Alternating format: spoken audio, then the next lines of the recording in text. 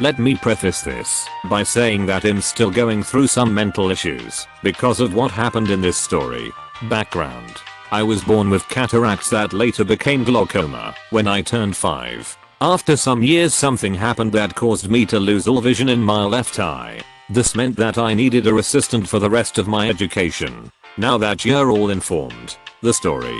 When I was starting middle school, my parents found an assistant to help me with moving around my school. I'll call her Ella for simplicity's sake. Anyway, Ella friendly to me and my parents, so they didn't have to worry. Ella did her job, and she was very friendly with me.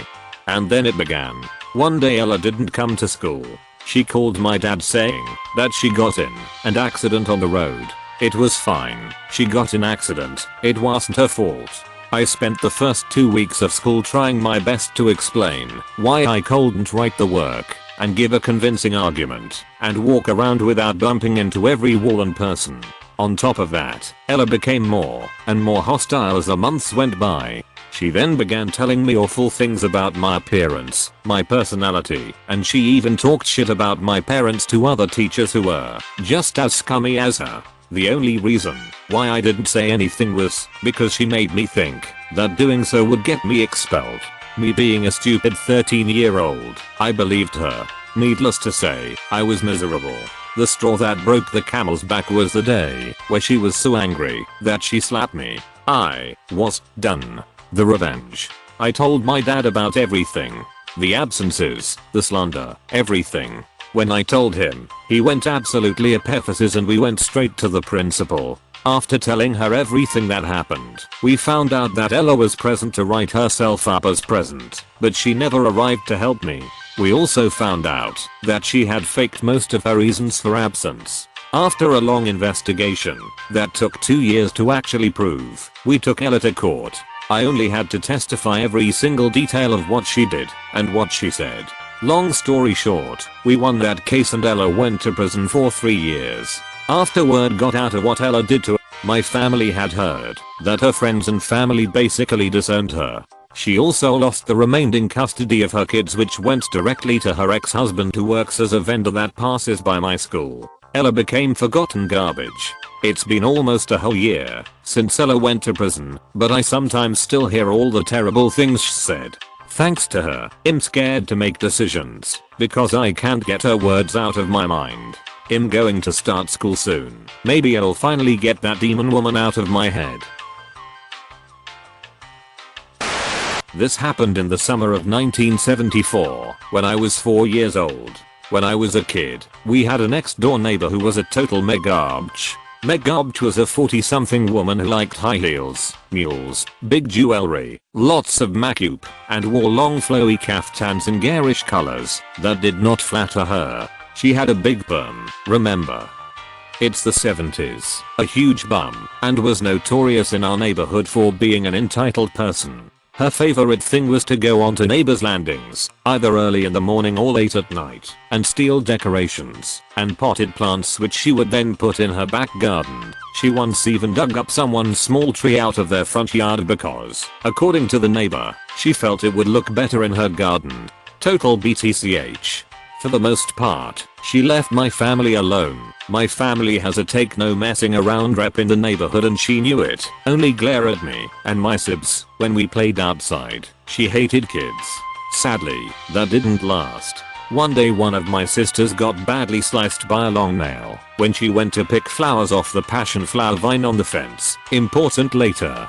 Turned out Megabch had hammered dozens of long nails into our fence so she could hang potted plants she'd most likely stolen. The leaves on the vine had hidden them until my sister got sliced. She had to get a tetanus shot, which made her sick all day. Mom was pissed, so she went out and actually spent the rest of the day hammering each and every nail back out through the fence and back into Megabch's garden, causing many of the pots to fall and break. This is probably why she did what she did.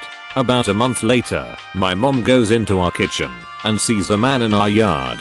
She goes out and asks, "WTF are you doing?" Guy tells her he was a gardener and had been hired to get rid of the vine on the fence. Mom asked him who had hired him to do this. The owner of the fence, he told her, and gestured to Megabch's house. Mom told him, calmly, since none of this was his fault, that it wasn't Megabch's fence, and she was the owner. The poor guy was horrified. However, the damage was done. He'd already cut into the hardwood and roots and now our vine was dead. After the poor guy left, Megabch stiffed him. We found out later, Mom went to Megabch's house and confronted her. That BTCH didn't even deny it, just laughed in my mom's face and said, "I did it, so what? It's not like you can do anything about it," then sauntered back into her house. She'd just messed with the wrong family. 2 days later, Megabch went on a 2-week vacation with her husband and butthole to Cabo. Revenge time. The day she left, my older siblings, along with a family friend, decided Megabch's back garden needed improvements. So they climbed the fence, went into her garden, dug up all the pretty flowers and small trees, carted them out, along with the stolen decorations, and replaced them with high pollen weeds, quick growing ivy and lots of poison oak and poison ivy that they'd carefully dug up from a nearby state park. I was too young to help, sadly.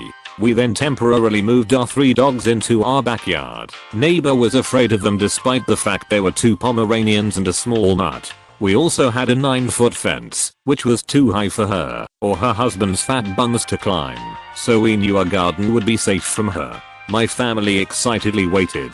When Megabch got back and saw her new and improved garden, she threw the biggest, most epic tantrum and meltdown we'd ever seen. It was spectacular. A whole class of sugared up, pissed off preschoolers couldn't have thrown a bigger tantrum.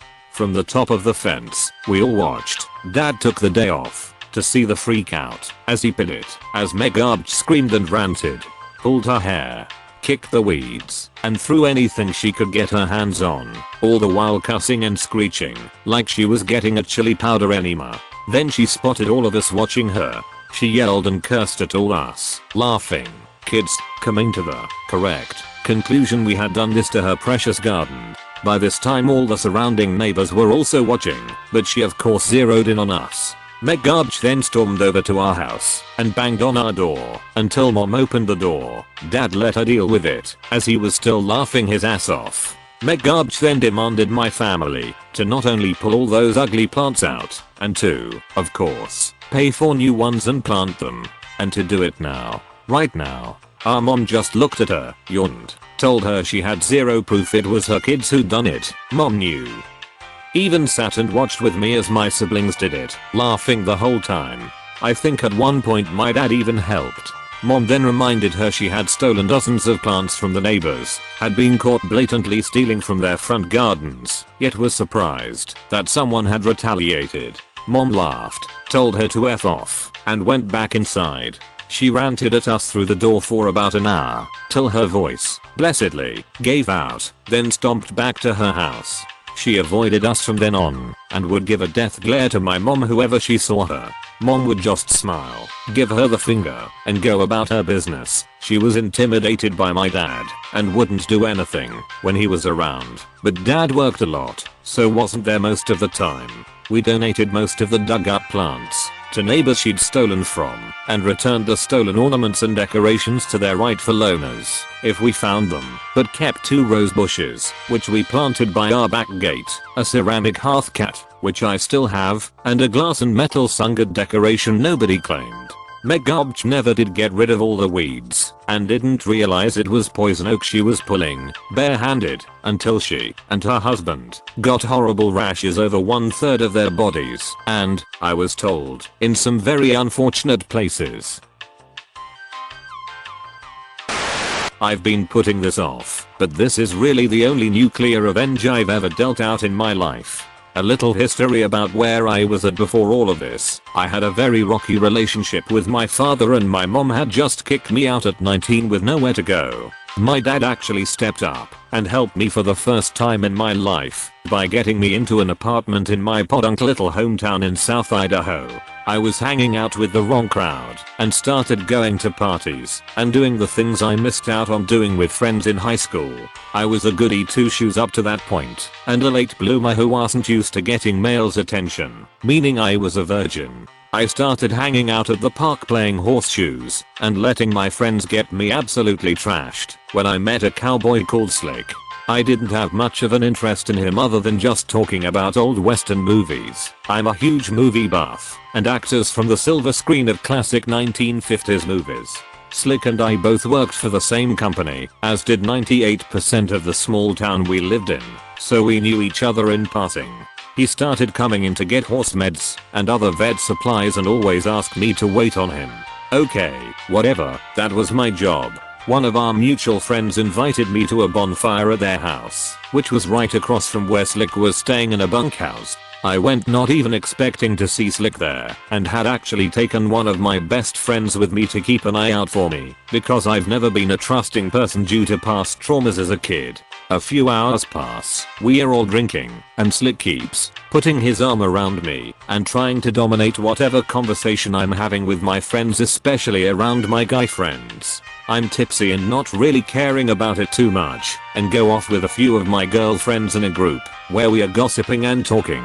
A couple hours pass by and my friend I drove up to the party with took off with another friend for a beer and they never came back to the party. The party is winding down. I don't feel comfortable driving home with any form of alcohol in my system and Slick says he has a spare cot in his room I can have. I didn't feel comfortable going, but my other friends assured me Slick was trustworthy. We got to his room, there was no cot. Slick says he'll sleep on the floor and we can watch Blazing Saddles, because he'd heard it was one of my favorites. I said fine, and crawled into his bed fully clothed, sans shoes. Well, I'm sure you can guess what happened, so I'm not going to delve into the very unpleasant details. I didn't sleep the whole night. I just laid in the bed in disbelief that what had happened actually happened. Once I knew he was asleep, I snuck out of his room and drove home, sobered by the experience. I don't know how long I sat in the shower, but the water ran cold, and I called out sick from work for 2 days. Over the next few days, I had bruises that covered my entire body. I had bite marks, and scratches, and fingertip bruises everywhere. I had also developed one of the worst UTIs I've ever experienced in my life, and called the town clinic for an examination to make sure everything was okay, and declined to report it, because the cops in my very small and rural town always sided with the men when women I knew reported their assaults. Slick became an awful force in my life. When he wasn't bothering me at work, he was leaving dead rattlesnakes on my doorstep, and telling all of our mutual friends and acquaintances how he put another notch in his belt, and pretty soon after all of his buddies stopped hanging around him, when they realized he was a piece of crap. The revenge. My dad is a 6'8" giant Cossack Russian. He worked as a machinist for many years, making his already big hands thick and calloused, important for later. He's a very intimidating man, and has a violent streak. Because I was on bad terms with my mom, I turned to him fully trusting him as someone I could confide in. His wife had to take pictures of my bruises for my doctor's file. I don't know why the doctor didn't take them herself. She told me to bring them in for the file on my health to go with the assault report. My dad was livid, but he pushed his fury deep down and waited for later. Slick drove a really shitty Oldsmobile. He also liked to go out drinking every day after work. A few of my friends had been filled in as to what Slick did, and thus the rest of the town knew as news spreads like the plague in tiny towns. Slick's crappy car mysteriously caught on fire outside of the busy bar, yet nobody seen anything regarding how it started. 2 weeks after his car burned up, my hometown had its annual birthday celebration. My dad goes to it every year and catches up with friends he hasn't seen in a long time. This means also visiting the town's bar. This is what my dad ended up telling me after everything happened. He walked in, said hello to the owner, and demanded to know where the one called Slick was. The bar owner begged him not to make a huge scene, and to just keep things civil, since he knew what my dad was there for. He told my dad that Slick was playing poker on the deck out back, and my dad went out looking for him. He found Slick, and asked him if Slick knew who he was. Slick was disrespectful, and said he didn't give a care who he was busy playing poker with his friends, who weren't really friends, but guys who knew my dad and just watched everything happen. Strike one. My dad told him he was Nat Attack 89's dad, and he needed to talk to him about respecting young women. Slick said there wasn't anything about me to respect. Strike 2. My dad tells Slick to get his ass out of the chair and speak to him like a man. Slick tells my dad to piss off. Strike 3. My dad picked up Slick, who is 5 feet 4, and at the time, was 180 I shall BS, by his collar, and stuck his thumb into Slick's right eye socket. My dad said he had never heard a grown man scream like a woman before then, and all he could do was smile about it. He dropped Slick on the ground and walked out of the bar. My dad was afraid the cops were going to be coming for him, so he found me at the concession stand I was working at to tell me everything that had happened before he left back for home. Nobody called the cops. The following week, the bosses at the company caught wind of what Slick had done to me and had already had an investigation open against him because they had noticed some very expensive horseshoeing tools had gone missing, with him being the only person around at the time. I should add that the company, though very large, was a tight-knit family-oriented business in this small town.